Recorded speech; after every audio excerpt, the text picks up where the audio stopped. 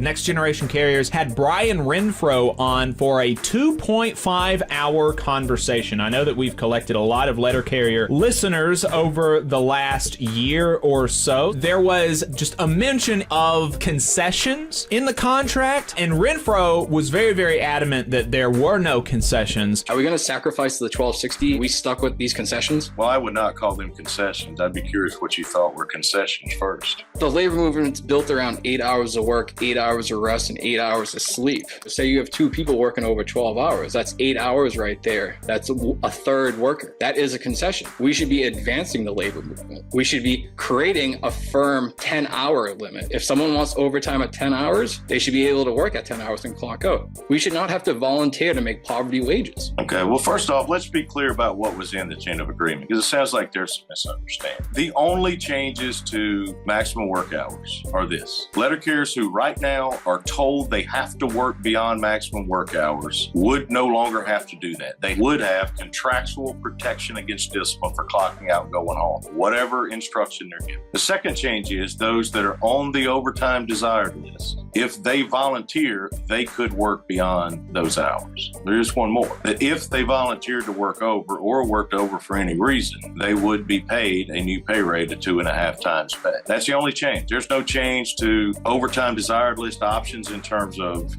work assignment or I don't want to be on the list. There's no change to Article A, Section 5F about what the normal hours are, 8 hours, no more than 10. None of that changes. One of the major problems we have is continuous violations of what Arbitrator Mittenthal said 37 years ago, and that is that the work hour limitations in Article A are absolute. And then we've had 36 years of arbitration decisions and agreements made about why it's not absolute.